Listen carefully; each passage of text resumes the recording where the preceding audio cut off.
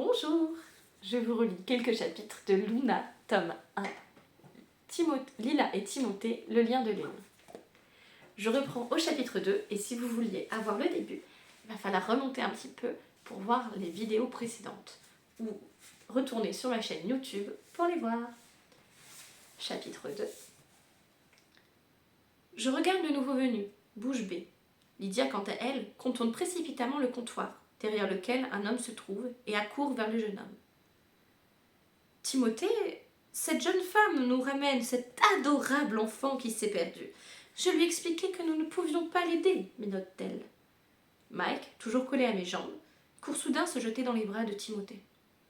Ça alors, il n'a pas l'air de le craindre. Bonjour monsieur, je suis Lila. J'ai trouvé ce petit Mike dans la rue en face. Il était seul. Il m'a indiqué cette ruelle, alors je me suis dit que quelqu'un de votre entreprise le reconnaîtrait peut-être. Est-ce votre enfant ou celui de l'un de vos collègues ? Je regarde Timothée, ébouriffant affectueusement les cheveux blonds de Mike. Salut petit louveteau, que fais-tu là ? Il le prend dans ses bras et à ma grande surprise renifle ses cheveux. Un geste que je trouve étrange, mais il paraît que l'odeur des bébés peut être enivrante pour certaines personnes. Moi je préfère l'odeur des livres, mais bon. C'est le fils de Gwenaël et Thomas Grandjean. Viens Mike, on va appeler tes parents dans mon bureau, dit-il en tournant les talons, tenant Mike par la main et avançant vers l'ascenseur. Je viens avec vous, dis-je en me précipitant à leur suite. Le bel homme se retourne, légèrement, et réplique. Ce ne sera pas nécessaire, il est avec moi maintenant. Je connais bien ses parents, pas de souci. Non. Il s'arrête net et cette peste de Lydia s'offusque aussitôt. Comment osez-vous ? Si Timothée s'en occupe, vous n'avez aucun... Timothée la fait taire d'un simple geste de la main et plonge son regard dans le mien. Une invitation à poursuivre ? Je prends mon courage à deux mains. Je suis désolée, mais je considère ce petit comme étant sous ma responsabilité. Même s'il semble vous apprécier, je ne peux décemment pas vous le laisser. Je ne vous connais pas et je ne confierai qu'à ses parents. Protectrice, répondit-il songeur. Allons, venez, ses proches doivent s'inquiéter. Sa phrase laisse Lydia abasourdie, et je n'attends pas qu'il me le répète 2 fois pour leur emboîter le pas. Je dois avouer qu'il est agréable de voir en me retournant que Lydia est rouge de colère. Les portes de l'ascenseur se referment et Timothée appuie sur le bouton de l'étage le plus haut de l'immeuble, le 28e. 28 ? Pourquoi pas 30 ou 25 ? C'est pas vraiment un chiffre rond. C'est la durée du cycle lunaire, pourquoi pas ? Répond-il avec calme.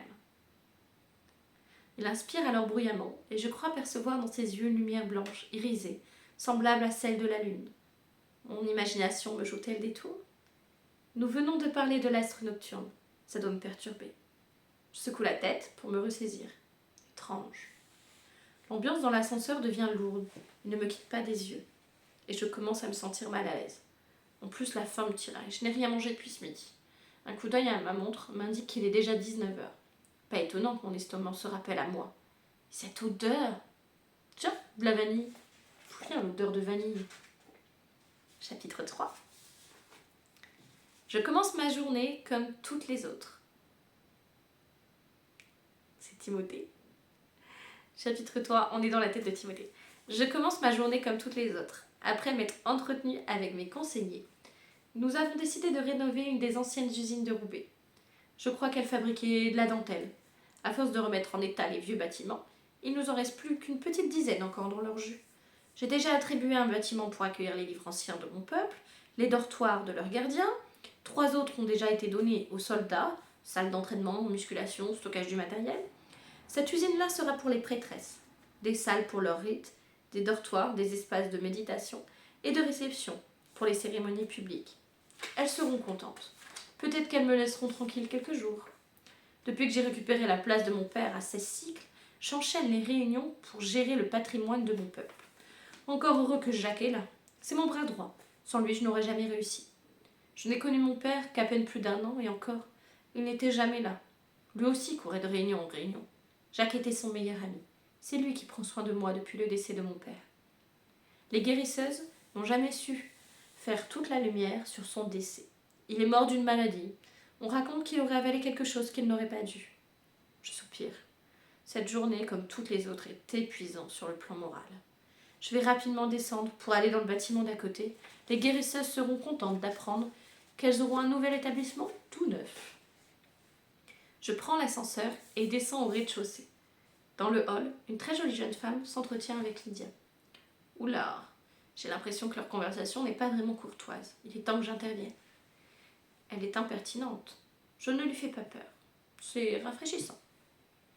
Cet enfant sent comme Gwenaël et Thomas, sûrement leur fils. Elle est protectrice. Elle compte réellement me surveiller. Je ne vais pas manger l'enfant. Bon, allez, qu'elle vienne, ça ne changera rien. L'ascenseur monte lentement. Que vient-il de se passer? Qui est cette fille? Je ne l'ai jamais vue. Elle ne travaille pas ici, j'en suis sûre. Elle ne semble pas de mon monde. Elle sent la vanille. Ça sent bon. Elle a sûrement mis un parfum. Elle est jolie. Oh, mais qu'est-ce qui me prend là? Elle est humaine. Faut que je me concentre. Qu'est-ce qui m'a pris de l'inviter à monter? Je peux m'occuper du louveteau seul. Cette fille m'intrigue. Je n'ai jamais transformé d'humaine. Arrête de penser à n'importe quoi. Je dois me reprendre. Je gère le petit, je le rends à sa mère et raccompagne la jeune femme en bas. Point. Elle s'appelle comment, mère? Lila, Lily, Lynn. Lila, c'est ça, Lila. Quel beau prénom. Oh, faut que j'arrête. La lune me met sur les nerfs. Ouf, on arrive.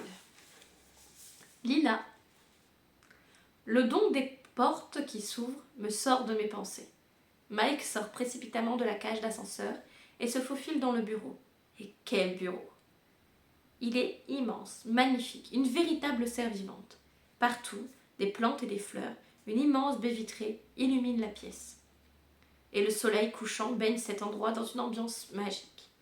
Toujours sans me quitter des yeux, Timothée décroche son téléphone et compose un numéro, sûrement celui des parents de Mike.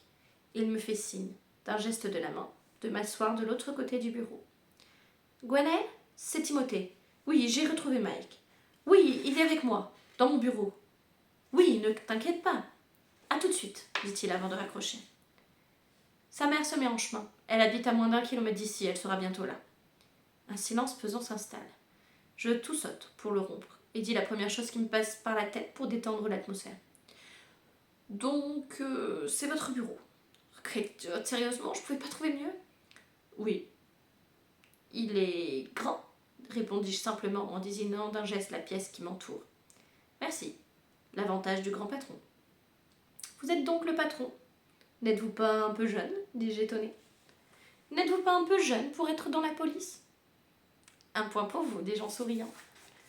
Il fait le tour du bureau et s'assoit sur son bord, juste en face de moi. Près.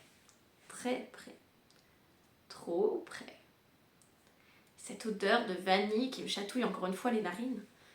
Il est beau, c'est indéniable, et musclé. Je ne peux pas m'empêcher d'imaginer ses muscles sous ses vêtements. Je m'imagine faire courir mes doigts le long de son corps. « Maman !» crie Mike à l'ouverture des portes de l'ascenseur. Nous sursautons tous les deux. Je ne m'étais pas rendu compte que nous nous étions rapprochés. Rougissant, nous nous écartons rapidement, reprenons une position plus convenable. « Pardon, j'aurais dû m'annoncer, dit la femme qui vient d'arriver. Elle est petite et blonde comme les blés, exactement de la même couleur que les cheveux de Mike. Elle s'accroupit, rattrape son fils qui se jette dans ses bras et le couvre de baisers bruyants. « Oh, mon bébé, mon tout petit, on était si inquiets. Papa te cherche dans toute la ville, ne refais plus jamais ça, lui sermonne-t-elle gentiment. Je suppose que vous êtes la personne qui l'a retrouvé. Merci 1000 fois, me dit-elle en me tendant la main. Je serre sa main et me présente à mon tour. Je suis Lila. Je ne travaille pas très loin et en rentrant, je l'ai vu pleurer. Je suis contente qu'il retrouve sa famille. Ça me rappelle mes parents. Ma mère me couvrait elle aussi de 1000 baisers. Elle ne me lâchait pas avant de savoir où j'allais et avec qui. Je trouvais ça énervant. Maintenant, je donnerais tout pour qu'elle m'embête comme ça.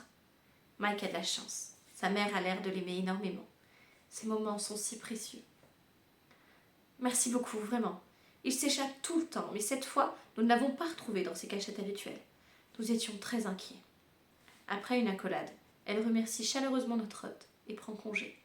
Mike, dans ses bras, me fait un signe de la main alors qu'il monte dans l'ascenseur. Je m'apprête à faire de même, mais Timothée me retient. Attendez, s'il vous plaît, je vais vous raccompagner. Fin du chapitre 4. La bienséance m'empêche de continuer, car le chapitre 5 est un peu plus osé. Je risque d'être bloquée sur Facebook pour propos peu orthodoxes. Alors retrouvez vite si vous voulez la suite. Luna, tome 1, Lila et Timothée, le lien de lune sur Amazon.fr à partir du 1er mai. À très vite.